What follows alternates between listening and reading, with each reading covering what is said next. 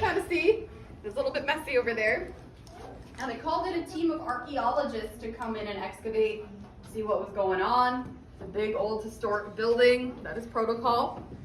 What they found is if you look over the railing on either side, you'll notice that curved brick wall we are standing on.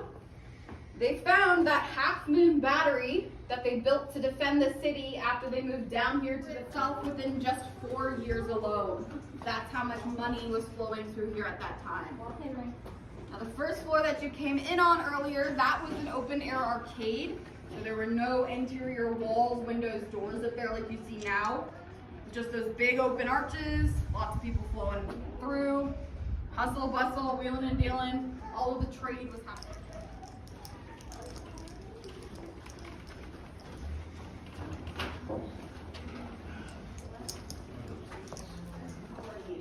Which is something I never really learned much about.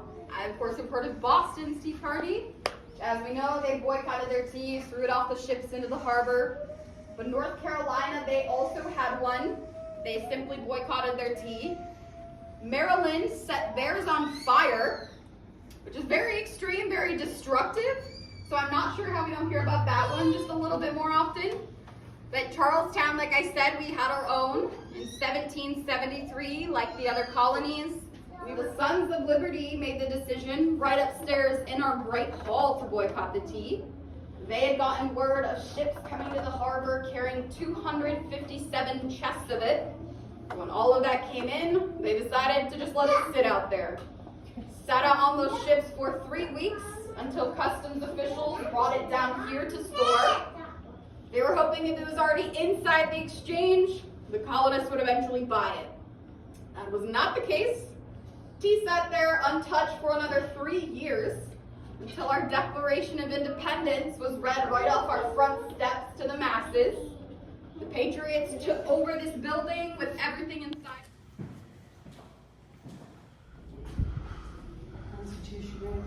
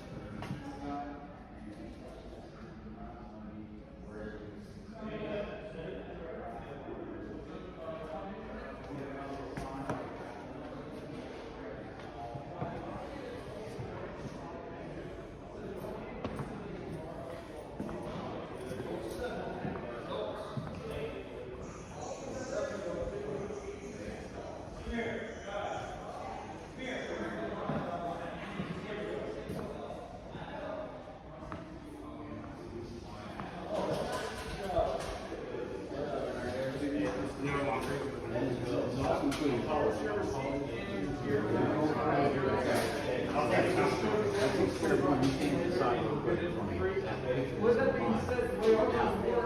I have for you is if you have any military items. Next question I have is if you have any senior citizens. Next question I have.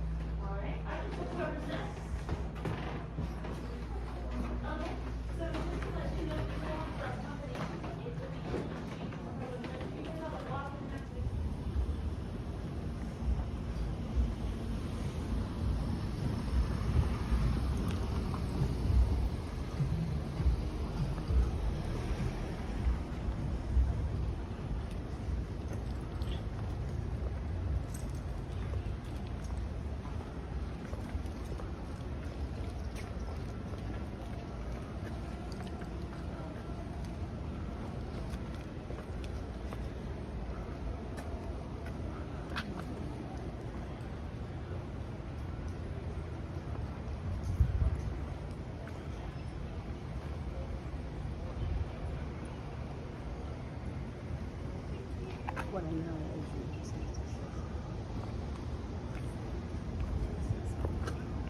and then she'll care is needed.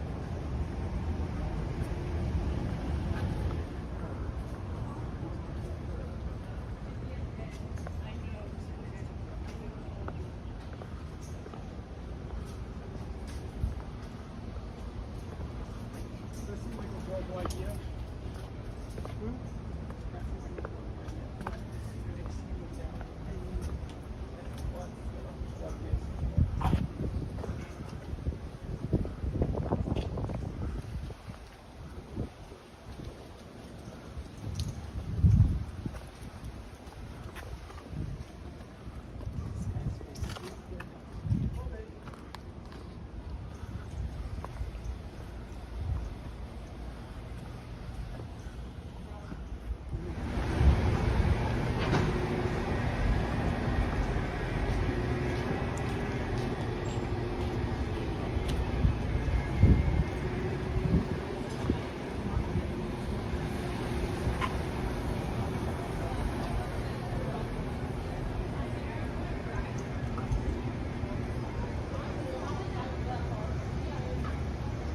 I wonder if that's how the locks work out on the bikes at our hotel.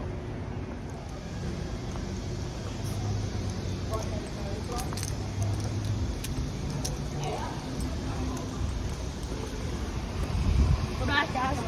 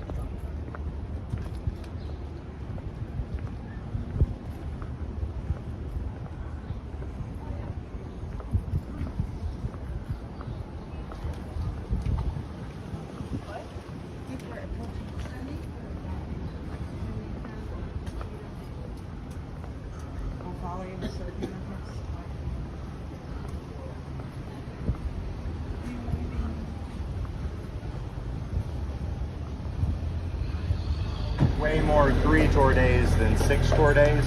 And most days, especially this time of year, he's doing 4 or 5, and that's in an 8-hour day. So he gets like 30 to 45 minutes in between every hour-long tour on a normal day. Works on average 5 days a week. The city requires that he get 1 day off every week. And for our bookkeeping and to give us some more flexibility, he rarely ever works more than 3 days in a row without a scheduled day off, which works out to about 5 days a week. But here's the kicker, I think. Buster and all our other horses, they don't have to spend 365 days a year in Charleston. We've got a farm on John's Island. It's about 20 miles from here. 3 rooms deep on the lot. That's the European part. It's townhouse, narrow on the street, deep on the lot to save space, packing more property that way. What's unusual about it, kind of the West African adaptation, you'll notice right away that there's no street side entrance to the building. You're gonna have to go around to the side of the building to find the entrance.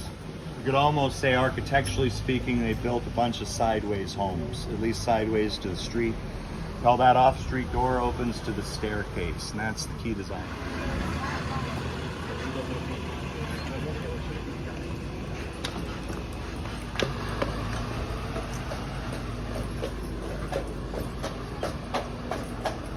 Just get out of the way in case you're curious, you know, a house anywhere in the historic district, regardless of size or condition, is going to start at $1 million. Nowadays, that's kind of starting. Most of these homes fully restored, probably closer to $2, maybe $3 million. And I think you can kind of tell just by looking at these homes that this has never been anything but an affluent neighborhood. Going back to like the 1700s, this was one of the most affluent neighborhoods in America. But it wasn't just rich white Charlestonians living in these neighborhoods back then. There would have been enslaved African-American families living and working all over Charleston. And the buildings they lived in remain as well. If you look between these 2 houses here, behind what I think is a pretty obvious modern addition, you can see that smaller 2-story brick building with no windows on the backside. That would have been the slave quarters for the property on the street. And I always tell people in an affluent neighborhood like house in front that's no going.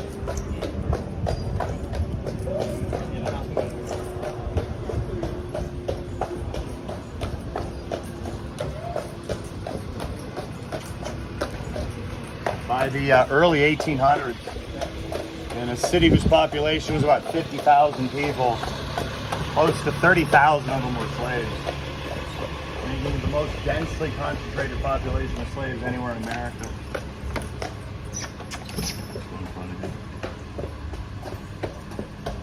And designed to be intimidating. And I'll be honest with y'all, there's absolutely nothing that scared white Charlestonians as much back then as the idea of slave revolts. They may not have written a lot about it because they hated talking about it. If you look at the actions they're taking, boy, they're certainly sitting up nights thinking about it. There would have been this palpable tension in Charleston after 1822 that began to manifest. Do well with hurricane, huh? I find rich people haven't changed over the years. Waterfront living doesn't go out of style. Most of these homes were townhouses for the South Carolina planters. And in particular, that handful of families that came up off Barbados in the early 1700s and went on to dominate South Carolina. Families like the Middletons, the Pinckneys, the Haywards, the Rutledges, and the Ashe family. John Ashe built that as his Charleston townhouse in 1832. And you know, he didn't like the summer. This is the biggest house ever built in Charleston at 24,000 square feet. It was built in 1876, so this is a post-Civil War home. And it's a pretty typical Victorian era mansion. It's got 35 rooms in it. I'd love to tell you could tour the home. The owner's been letting people tour it for like 20 years, but he has had it closed to the public during COVID. Which I understand, it's his private home. But I heard he might reopen this fall. It's a beautiful home, but I also don't want anybody to miss the house across the street, which is really one of my personal favorites. That was built in the 1790s. That's an all-wood home, hand-carved on the front to look like stone. It's actually made out of cypress, South Carolina bald cypress. Or 2.5-story brick slave quarters with the old Spanish tile roof, and then a 1.5-story brick building that more than likely had a kitchen on the first floor with additional slave quarters up above the kitchen. You know, take a look down St. Michael's Alley and you can really see that progression from the old main house to the slave quarters to the kitchen house. And understand how they've used modern additions to attach the buildings together. Whereas I think if you look up the roof line, you can really see how they were built as separate buildings. You know, I don't care if there was only a gap of an inch between the home and the slave quarters. Socially in Charleston, they had separate buildings. In no way could they share a wall. If they shared a wall, you were technically sleeping under the same roof as your slaves, and that was scandalous in Charleston society. It's funny because they were very often sleeping with their slaves. It apparently wasn't scandalous. In the 70s, the historic district decided to cobblestone it just to kind of look good in pictures and help with the historic feel of the city. And as I understand it, they purposely used those bumpy creek stones so that they wouldn't have to put in speed bumps. But it really doesn't look anything like the old streets of Charleston look. And I think there's a really easy way to tell it's not like a neat little museum focused on the early history of South Carolina. If you have a little time, especially with kids, you might want to check out the Powder Bag. It's a pretty kid-friendly museum. But nothing says Charleston be more than St. Philip's. The building kind of dominates the city. The steeple towers over the skyline. All that was hit 14 times during the shelling in the Civil War, which as far as we know is a record for any building in Charleston. That was headquarters for the Church of England in the South Carolina colony. It was definitely considered a church, which is why it gets to sit on Church Street. And if you look up, you'll notice the whole street curves just to get around St. Philip. They hear Slaves Market often make that quick jump to this being where they had slave auctions at and were buying and selling slaves. Or as I mentioned, it was a food market. But who do we really think was working at a big market in Charleston back then? Slaves, lots and lots of slaves. I always use the analogy of a modern day farmer's market. Y'all ever been shopping at a farmer's market? Obviously they don't sell farmers at the farmer's market, and they didn't sell slaves at the slaves market. As you can see now, the market's arts and crafts and souvenirs. Real well known for the sweetgrass baskets you see the folks making. That's a West African style of what's called a coil basket, because they don't weave the baskets. It's basically one continual coil of grass that's been really tightly sewn together. But it's one of the oldest form of grass basket making in the world, and it's become one of the kind of cultural art treasures of South Carolina, those handmade sweetgrass baskets.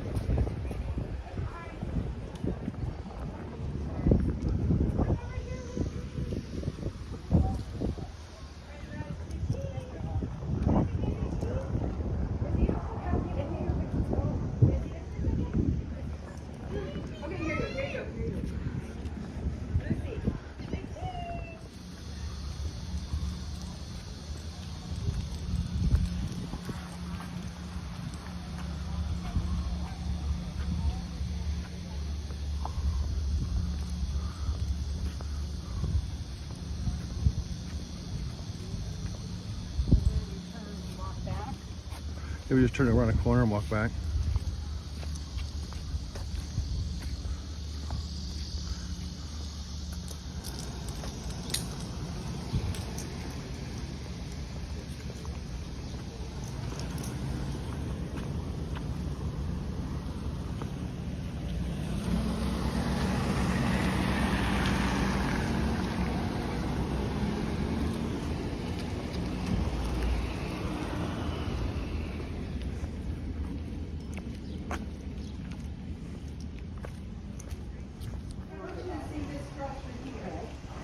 What are you watching on TV? 2 days, that's all. And it serviced that building right there, that house.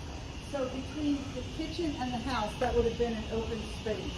Now, there was no law about this back in the 12th. It just makes sense to keep the biggest cooking away from the living quarters. Yeah, that's where you live. And that's it. These are called country. Trail. 2 and 4 by 3. Apartment 226. The apartment number is 226.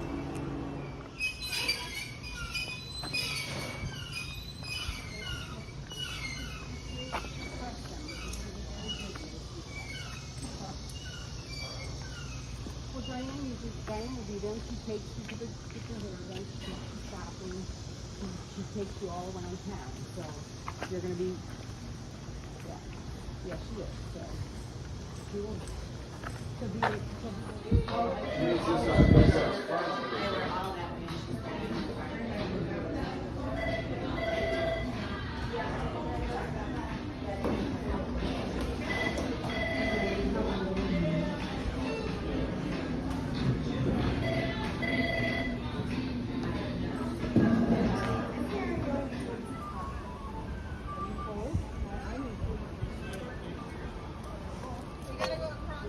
You're in Michigan. Why, is it cold there today? Is it cold there today?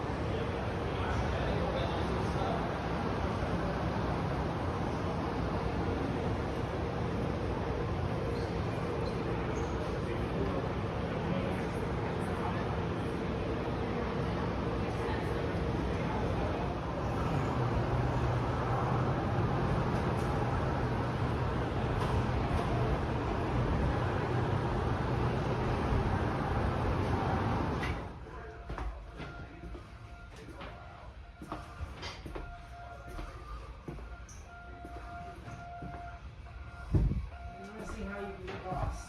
Yeah. Should we put breadcrumbs down?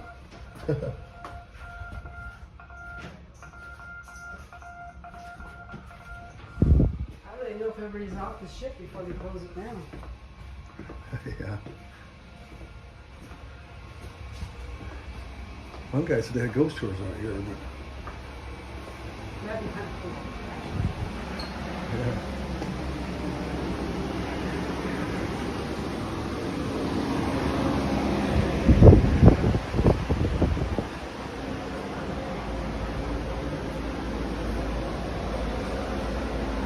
So this is where they navigate?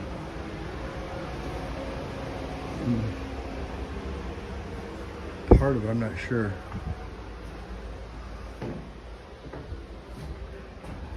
Okay, I can see I get lost.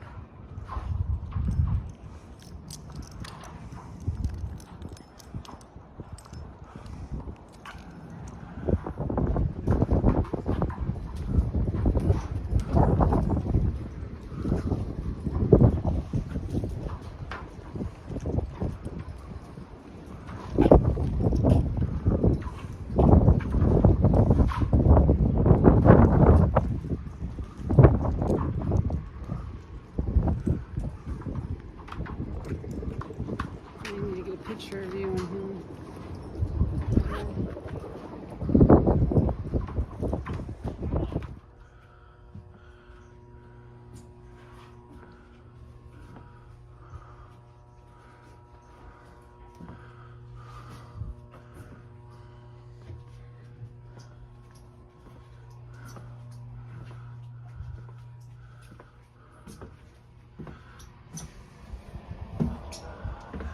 Oh, here's the front of the ship. Here's the front. Yeah.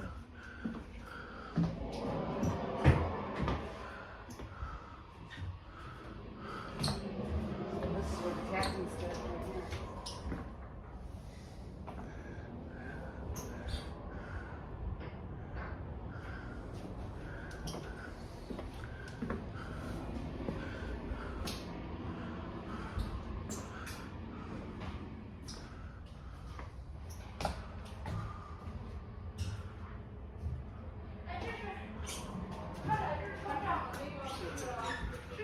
It's pretty cool.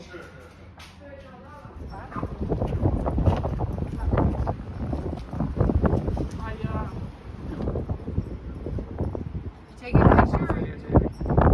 Dang it.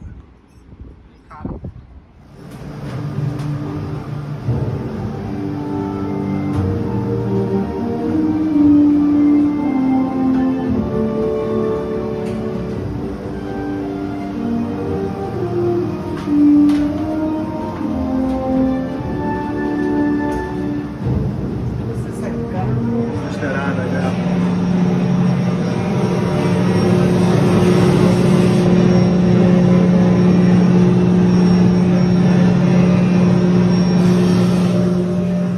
Going up on top.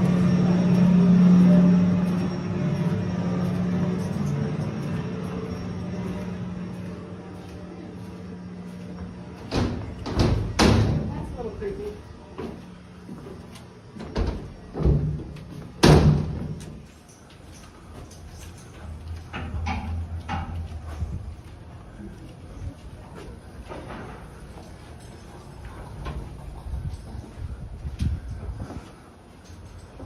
That's pretty neat.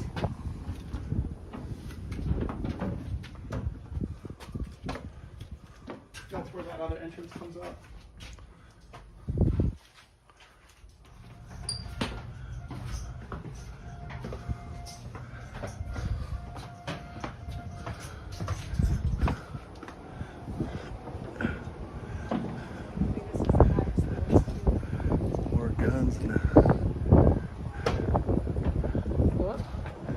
my throat.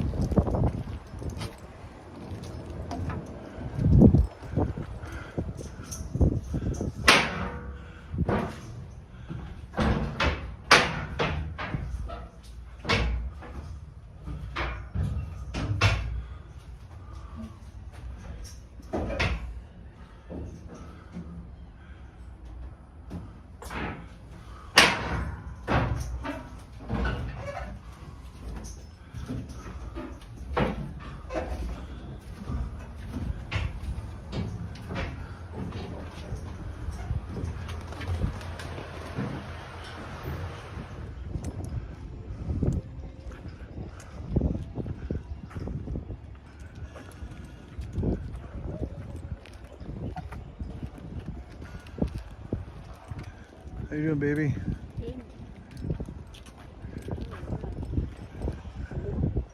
Not too bad, but like I say.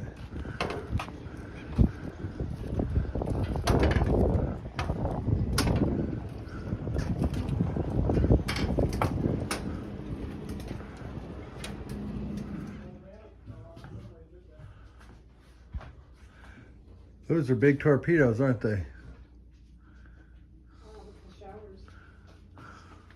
Tight quarters, man. Yeah.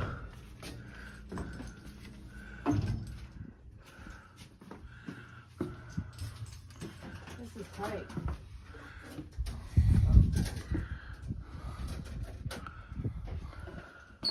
Were you ever on a submarine, Charlie?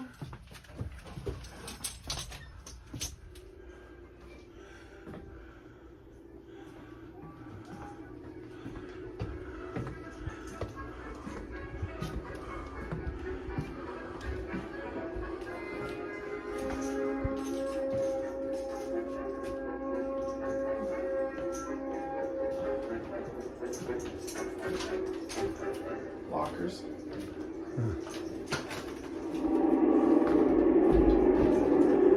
What's you saying? It's almost 20 years. No, we don't have to go back. There's another entrance. There's a way out this Yeah. way? Yeah.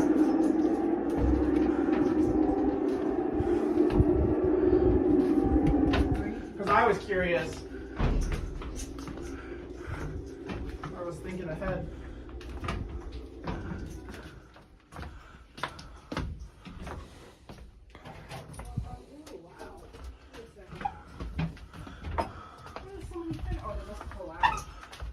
Right underneath a torpedo.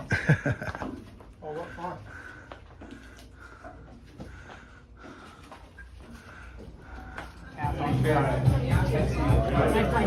Restaurant with the dollar bills everywhere.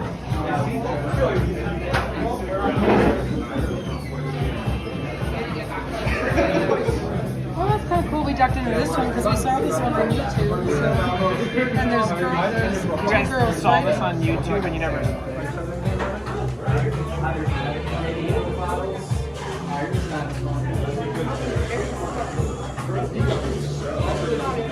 Well, if they ever go out of business, they'll have enough dollar bills to.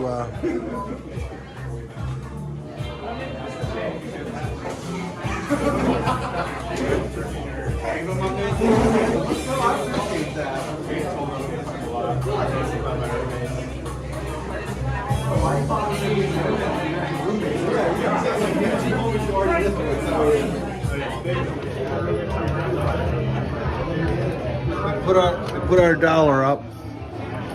Take a picture of it. Just taking a video.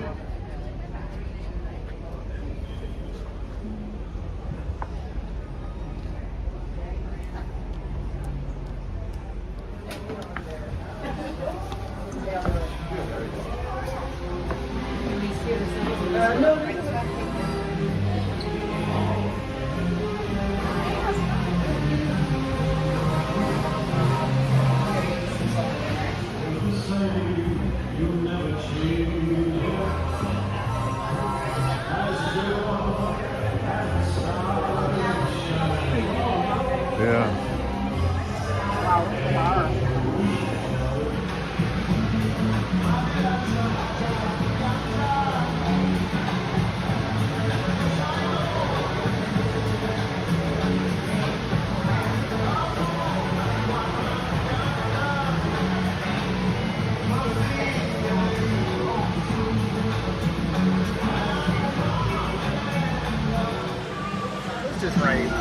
I'm curious what this is.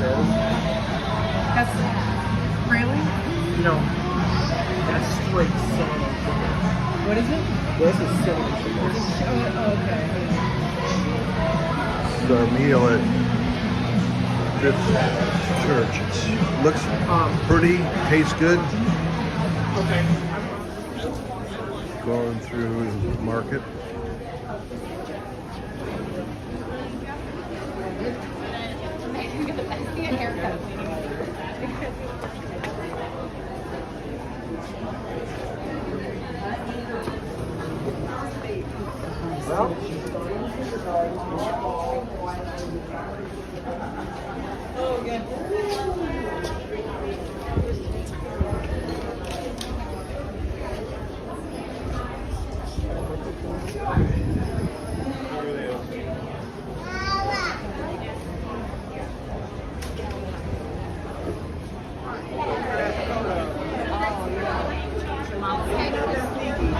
I got your phone.